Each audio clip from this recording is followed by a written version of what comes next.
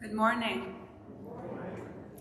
Welcome to the Unitarian Universalist Meetinghouse of Provincetown, where we affirm the inherent worth and dignity of every person, and where we support each other on our spiritual search for truth and meaning. Welcome to those of you in the room, and welcome also to those of you joining us from home via YouTube. My name is Rev Kate Wilkinson, and I am so glad that you are here this morning. The poet William Blake wrote, "Man was made for joy and woe, and when this we rightly know, through the world we safely go. Joy and woe are woven fine, a clothing for the soul divine. Under every grief and pine runs a joy with silken twine." Today we celebrate our Blue Christmas service, which is a time to honor the sadness and grief that some of us are feeling at the holidays, alongside of the joy of the season. We wrap ourselves in the clothing of the soul divine this morning. We recognize that not all is merry and bright, but we also honor that silken twine of joy that runs through our lives, even in the dark and cold of winter. Before we begin our service, I have a few announcements to share with you. I want to thank you first off for a very successful annual meeting last week. Your dedication to this place and to our shared ministry shone through your Zoom squares, and I thank you. Last week we also celebrated Hanukkah, and today is Blue Christmas. But I want to let you know about some of our other holiday plans here at the Meetinghouse. Next Sunday, we will be celebrating the winter solstice, honoring another strain of wisdom that we draw from earth-centered traditions. This will be during our morning service at 11. For Christmas Eve, we will be bundling up and celebrating outside on our front lawn. You are welcome at one or both of our candlelighting ceremonies out on our front lawn at 5 o'clock or 7 o'clock. There will be some carols, a reading or two, and of course, the candle lighting and the singing of Silent Night, our favorite Christmas Eve tradition. We think that this COVID pivot will actually be a lot of fun. There's no need to register, just come. All are welcome. Now, Sunday the 26th is the day after Christmas, and we will be having an online service on that day. So no in-person gathering at the Meetinghouse, but please join us on YouTube at 11 for a service that we're calling Tidings of Comfort and Joy. You can enjoy that one without getting out of your pajamas. We'll return to in-person services the next week as we welcome in the new year. Let's take a moment now to affirm our Meetinghouse covenant. Since we don't have printed orders of service this morning, we'll do it call and response style, where I say a line and you say it back to me. Love is the spirit of this Meetinghouse. Love is the spirit of this Meetinghouse. This is our great covenant. This is our great covenant. To dwell together in peace. To dwell together in peace. To seek the truth in love. To seek the truth in love. And to help one another. And to help one another. At this time, I invite Ellen Anthony to light our chalice. She will also be lighting 3 of the candles on our Advent wreath, including the pink candle, which represents joy. It often happens that our joy candle is lit on the same Sunday that we are marking Blue Christmas.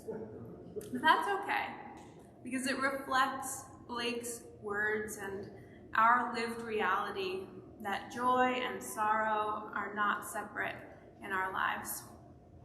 As we light candles here in the Meetinghouse, I invite those of you joining from home to light a candle wherever you are. In that way we can feel connected, even while we are apart.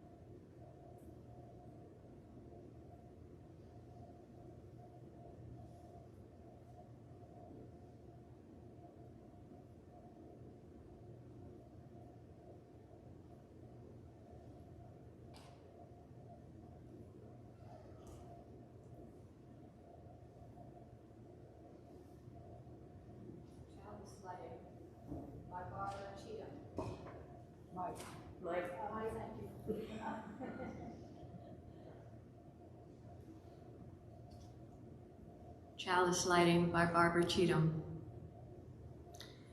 When winter's darkness spreads across the land and cold seeps through our thickest coats, we hurry here, drawn by the warmth of faces familiar and new, to the welcoming walls of this house. Here, for this hour, we open ourselves to new understanding, reassurance, and hope.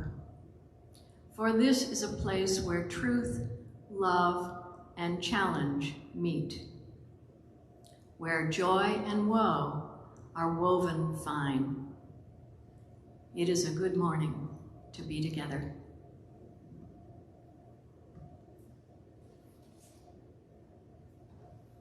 Thank you.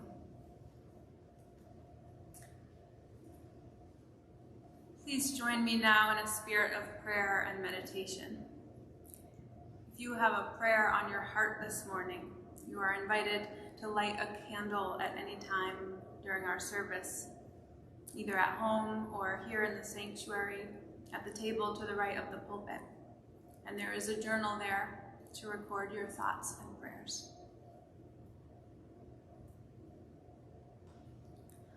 Spirit of life, Spirit of care and compassion that links us to one another and helps us to feel held by the universe.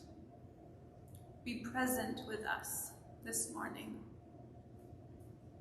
Remind us that most of the pain we feel is because our hearts have been opened to love and to connection with others and to the earth. When the tensile strands are torn, we feel deep loss and sadness. And yet we are blessed in being connected. We are blessed in being part of something larger than ourselves, a tapestry of joy and woe that extends beyond our one heart, linking us to neighbor and friend, to this community we have built, and to the larger world. We think this morning of all those who were affected by the horrendous tornadoes in Kentucky and elsewhere. We think of the helpers who go into the belly of a storm to save lives.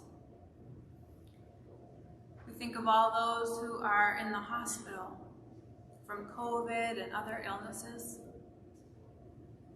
And we also think of the healthcare workers and support staff who work straight through the holidays because sickness and accidents and birth take no vacation.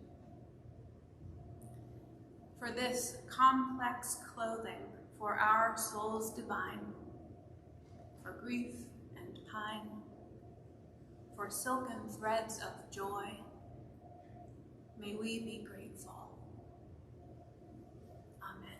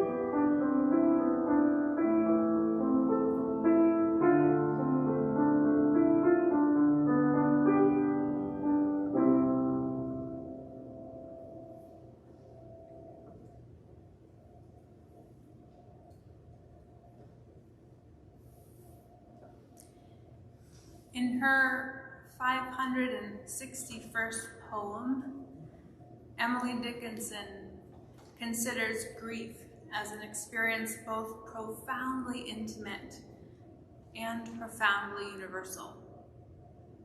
She composed this poem in 1862 as a tidal wave of grief was sweeping the country, now in its second year of civil war.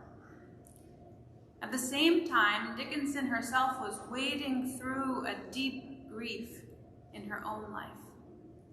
Something had devastated her personally in 1861, although we don't know what that was.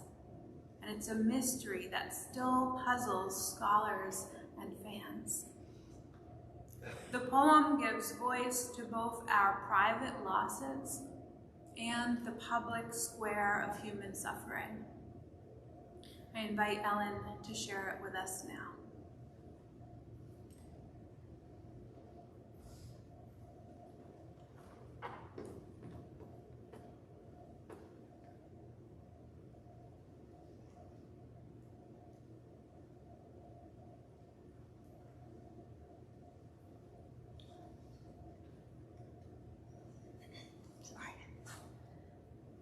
I measure every grief I meet, by Emily Dickinson. I measure every grief I meet with narrow, probing eyes. I wonder if it weighs like mine or has an easier size. I wonder if they bore it long, or did it just begin? I could not tell the date of mine. It feels so old a pain. I wonder if it hurts to live, and if they have to try, and whether could they choose between it would not be to die. I note that some gone patient long at length renew their smile, an imitation of a light that has so little oil. I wonder if when years have piled some thousands on the harm that hurt them early, such a lapse could give them any balm. Or would they go on aching still through centuries of nerve, enlightened to a larger pain in contrast with the love? The grieved are many, I am told. There is the various cause. Death is but one, and comes but once, and only nails the eyes. There's grief of want, and grief of cold, a sort they call despair. There's banishment from native eyes, in sight of native air. And though I may not guess the kind correctly, yet to me a piercing comfort it affords in passing Calvary, to note the fashions of the cross and how they're mostly worn, still fascinated to presume that some are like my own.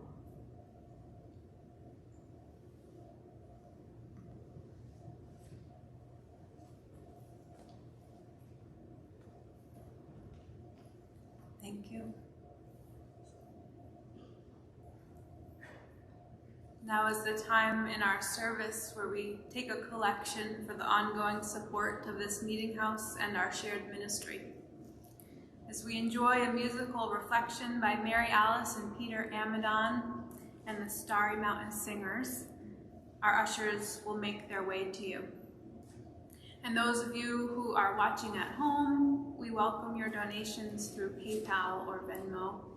You can find that information on our website, UUMH.org. On and off site, your gifts will now be gratefully received.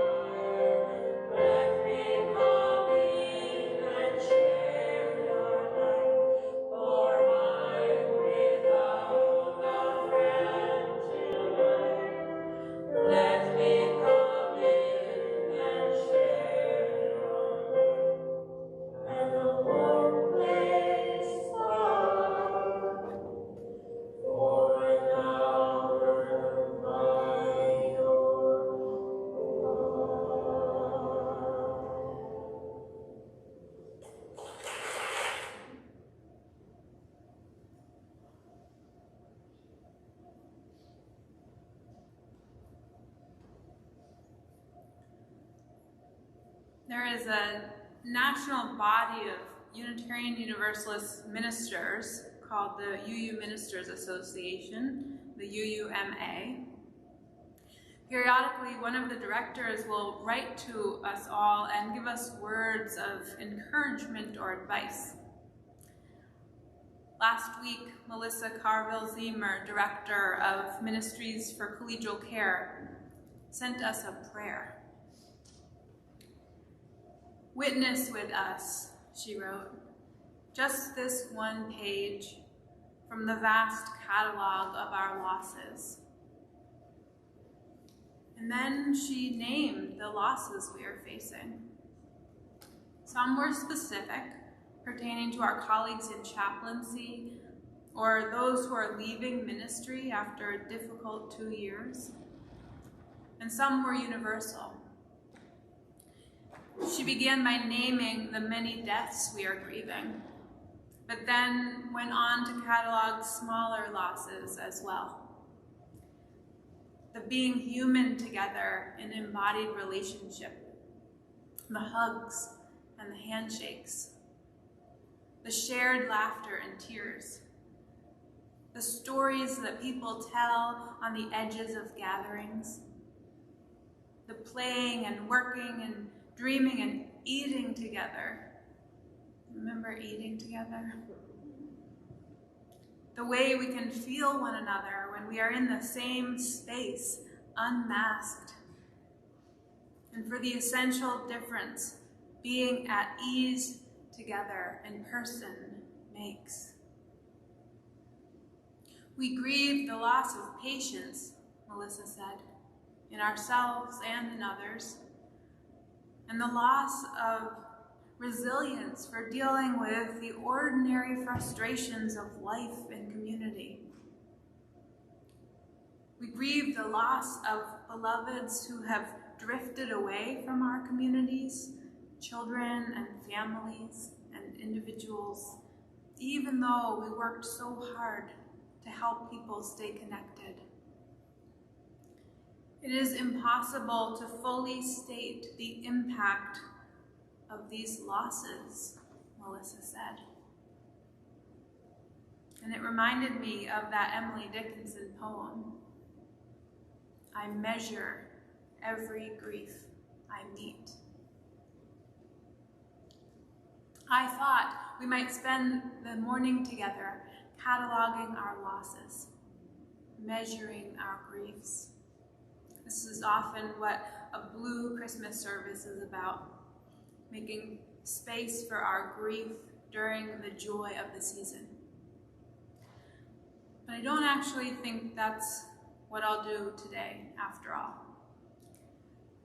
Because just as important as figuring out how to make space for grief in the season of joy is how to make space for joy in a season of grief. Today we lit the Advent candle for joy, and that could feel dissonant in a service about grief, but that is sometimes what it feels like for those of us who are grieving, who are depressed or lonely or sad or anxious during the holidays. That is what it feels like when we encounter moments of joy. They feel dissonant. We don't exactly know what to do with them. We don't know how they fit in. We don't know how to embrace them, knowing that the sadness will soon return, that the hardship is not over, or that our long-standing patterns of anxiety will not be long interrupted. How do we carve out any room for joy while still honoring the blueness we are feeling? That's a hard question. So instead of cataloging our losses, although I know there are many, I thought I would tell you a story. Would you be up for a story instead of measuring your grief this morning? I thought you might be. It's by my colleague, Reverend Fred Wooden, and he calls it "The Night Before the Night Before." So settle in and get cozy for story time. Sleet makes a cold sound, thought Millie. She was now an expert on sleet, for it had started falling hours ago as they climbed up into the hills of Highway 77, which runs the ridges and hollows of West Virginia. Down in the valleys to the east, it was rainy and almost warm. But up in these mountains, the rain turned to sleet. It was, after all, late December. The warm weather couldn't last forever. "Keep turning the wiper," Ben reminded his daughter. Millie wiggled the spindle under the dashboard faster. When the windshield wipers stopped working back in October, they had to take turns wiggling the blade by hand from inside. This was made easier because it was an old car, a 1962 VW bus, in fact.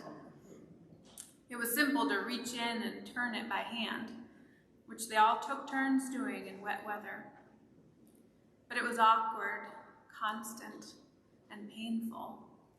So Millie, her little brother Spit, and her mother Joe all took turns. It was Millie's turn, and she was miserable. The sleet made turning the wiper harder. You had to wipe faster because it was ice, but it didn't work as well for the same reason. And the knob was icy cold. It was to distract her from these miseries that Millie thought about other things, like how sleet sounded cold when it hit the roof of the bus. How even the word sleet sounded icy and raw, and whether it would be this cold and raw in Ashland. They were heading for Ashland, Kentucky, home of Ashland Oil and the Irwin family, which is to say that's where Ben's aunt and uncle lived, and the place they tried to be for Christmas as they worked south from Maine to Florida. Millie remembered how her father had told her they were like the Roosevelts and the Rockefellers, who lived in Maine in the summer and Florida in the winter. But unlike the Roosevelts, the Irwins went to Aroostook County in Maine, full of pine trees and mosquitoes, so Ben could harvest Christmas trees. And they went to Hillsborough County in Florida, harvesting oranges and grapefruit. In between, Ben picked apples, dried tobacco, milled lumber, loaded trucks, even made coffins. Thus, they followed the seasons, moving south with the sun in the winter and north with the warmth. Joe said they had pet herons, for they traveled with them both ways. She swore they probably fed the same birds in Tampa and Bangor. But at Christmas, they tried to be in Ashland. Ben and Joe grew up there, as had their folks. And until the oil boom went bust, Ben worked there. Like most folks, even those with a job didn't have much. And when that was gone, everything else went with it. Not enough room at home to go back, what with Ben and Joe both being from large families. So they had to leave. At first, they figured to settle down somewhere else, but each new job, from North Carolina to New Hampshire, lasted a few months at most. Ben had a knack for being the last guy hired before a downturn. Before they knew it, they had become migrants, working fields and factories and everything in between. But every December, when Ben finished working a tour as a mall Santa, they headed south to be in Ashland for Christmas. For a few days, they had a roof, a bed, a home. But Ben was worried this time. They had started later than usual, this morning, in fact. The weather was getting worse and worse as he was driving slower and slower. It was obvious night would catch them well north of Charleston. Then came a heart-stopping vision. Flashing lights and a police officer waving traffic off the highway. Ben supposed an accident had closed the road. And as many times as Ben had gone this way, he did not know the country well, to say nothing of during a sleet storm at night with the wipers broken. "What's happening, Pa?" Millie asked. "We've got to make a detour, but I'm sure we'll be back on the highway in no time," Ben lied. The next interchange was miles ahead. "I'm hungry," said Spit from his dark perch in the far back seat. "We're out of peanut butter, Ben," Joe said as quietly as possible. What else could go wrong? They didn't have long to wait. Along a truly lonesome stretch, Ben saw his temperature gauge rising. "How in heaven's name," he said, screwing up his face in frustration and confusion. "What's wrong, Ben?" Joe asked, exhaustion in her voice. "The engine's overheating. And in this cold, to boot. I've never seen such a thing. Keep wiping, Millie. I can't see a thing as it is." "There's a house," Ben said, sounding decisive. He pulled the car off the road and onto the shoulder, looking for a driveway. 2 ruts jutted out with little warning, and Ben turned abruptly, slipping on the frozen dirt. Joe moaned, and Spit started crying. Millie caught a whack from her dad's elbow as he whipped the steering wheel, but she swallowed the groan in her throat. As they drove up the drive, Ben wondered how he had seen the place at all. There were no lights on. Uncut brush and grass hung over with ice draped on the porch. The closer he got, the more he realized this was an empty house, abandoned. His heart sank, for the engine was in the red zone now. They had to stop, and where they stopped, they were going to stay. And even to Ben, this was no place to hang your hat, even for one night. But he had no choice. "Everybody out," Ben said, trying to be positive. "We'll spend the night here and still get to Unc's Christmas Eve." "From your mouth to God's ear," Joe murmured as she stepped out of the bus, for they both knew from experience that once lame, the bus did not recover quickly.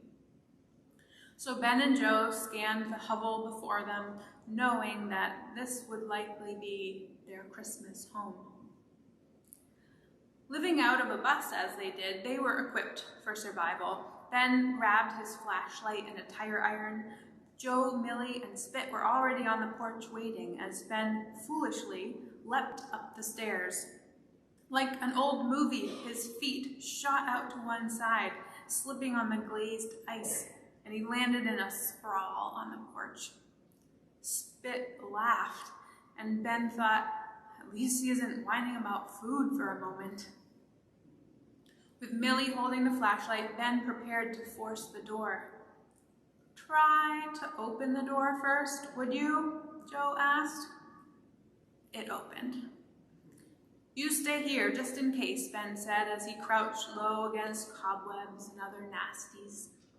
He slowly walked in. From outside, Joe, Millie, and Spit saw the flashlight beam wander around, and they heard Ben muttering. Inside, Ben saw the familiar form of a 3-room house, a living room, a kitchen, and 1 bedroom. A 3rd door led to a shotgun addition, which had another door further back that his nose told him was a privy. Old newspaper lined the walls, and some blanket curtains billowed with the wind. But the window could be closed, which he did, making a great noise that made those on the porch scream. It was mostly dry, very dusty, but free of squatters, so he trotted back and said, "It's okay, come on in." "Boy, this is weird," Millie said. The floors creaked. The wind literally whistled through the cracks and fluttered the edges of the newspaper on the walls. A piece of threadbare furniture invited her to sit, which she did, sending up a great cloud of dust. She jumped up, gasping and choking. "We're going to stay here? I'm going to sleep in the car." Young lady," Ben said. "Too cold. We've got to sleep in here. You come with me and get our stuff." They went out, gingerly going down the steps, and brought back sleeping bags, pillows, a kerosene lamp, a suitcase, and a paper bag Ben had stuffed into a corner behind the spare tire. "I'm hungry," Spit was whining again, and Jo could not keep herself from looking both dismayed and depleted. Ben handed the paper bag to Millie and said, "Look inside." Millie's eyes grew wide. "I guess that's our supper," Ben said. Millie pulled out one of those little gift boxes with salami and cheese, candy, and in the middle a diamond of maple sugar. "I got it for Unc and Aunt May. You know how much she loves that maple sugar. And Unc just loves those little cheese things." Ben was obviously proud of his Christmas find and how much he had gotten for his money. They had been doing better than last year, and he wanted the folks in Ashland to know. Taking one long breath, he dove through the plastic with his knife and passed some food to Spit and Millie and Jo. Nobody dared take the maple sugar candy. So when everything else was gone, it remained, a sacred host, too pure to be consumed. Ben wrapped it up in some of the plastic and put it in his pocket, saying, "We'll give it to Aunt May tomorrow night." To Ben's surprise and relief, the fireplace worked, and there was enough wood to throw some light and warmth, enough to turn off the kerosene lamp, which meant he could save some fuel. As soon as the fire was dependable, he made everyone bed down. Millie and Spit fell right to sleep.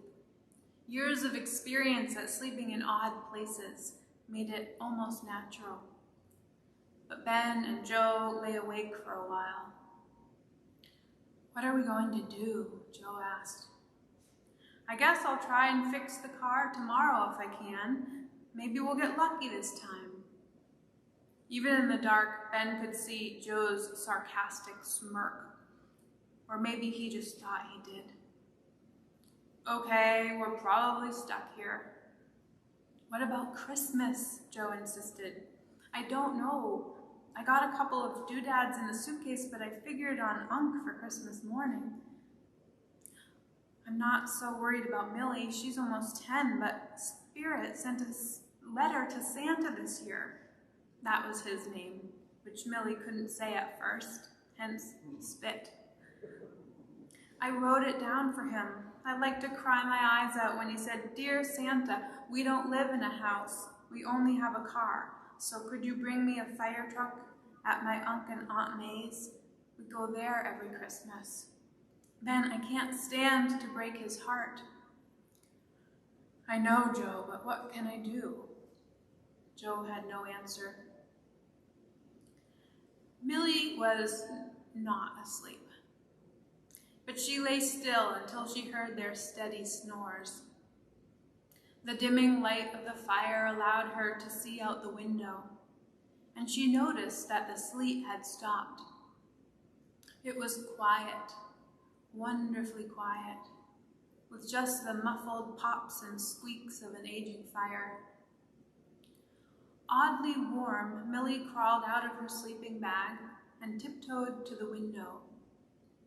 The moon was above the tree line. Each ice-covered branch bent the moonlight into her eye with its clean white blueness. With her night eyes, she could see where they got names like icing and frosting, for every surface was either encased in glass or softened by satin. It was what she imagined Christmas to be, all clean and clear and shiny. A sadness rose up in her. First, the sadness of not getting presents from Santa. Then the sadness of missing Christmas with Unc and Aunt May and the others. Then another sadness, the sadness of knowing that if they had not stopped, she would not have seen this. For the first time in her 9 years, she realized that everything costs. Every yes has its no. Every left its right. And she felt the sadness of knowing that there will always be choices unchosen, paths untaken, gifts unreceived.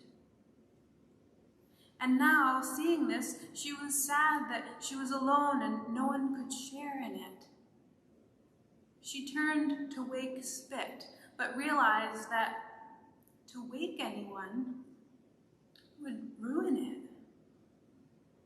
It was like the maple sugar candy, too frail, too sacred. All she could do was look. So she sat there with her head on her arms, gazing out the window, hoping never to forget the night before Christmas.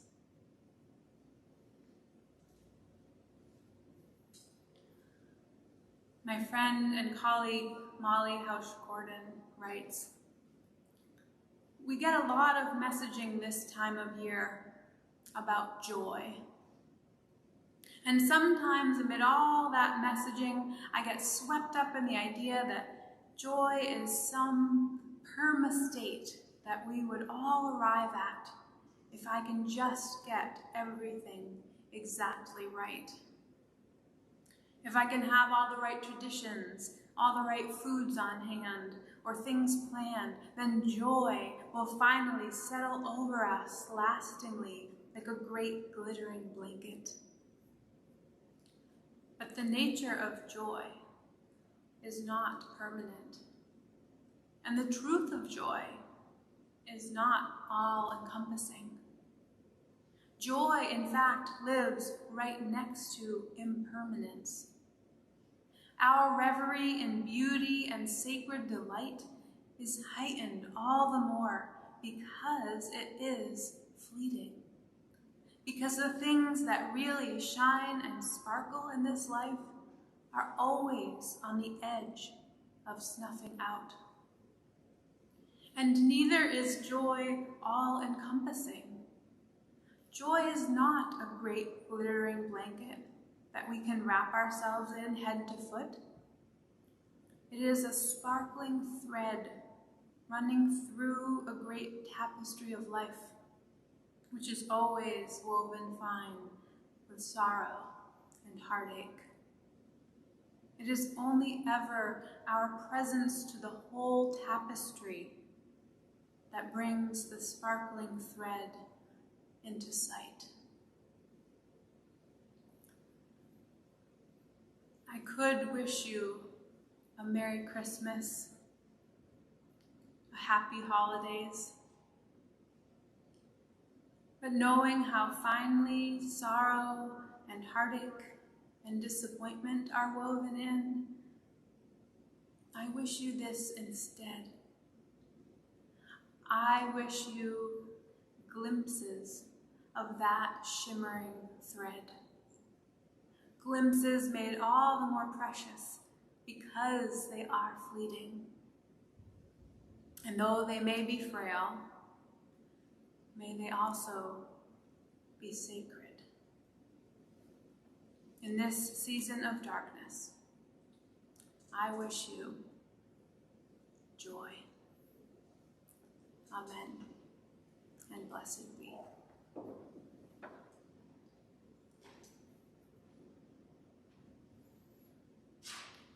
It has become our practice to pose a question based on the theme of the service each week. It can be a conversation starter out on the lawn, or a topic of sharing at your dinner table. And if you'd like to delve deeper into this question, you can join us on Zoom Tuesday night at 5. Let us know if you need that link. Here is our question for this week. Since joy and woe are woven fine, please share with us something that is weighing on your heart this holiday season and something that brings you a glimpse of joy. Please share with us something that is weighing on your heart this holiday season and something that brings you a glimpse of joy. I invite you all to begin thinking about this question as we listen to the postlude. When Brenda is done playing, I invite you to exit row by row, starting from the back of the sanctuary. Thank you for joining us this morning. Thank you for joining us this morning. Go in peace.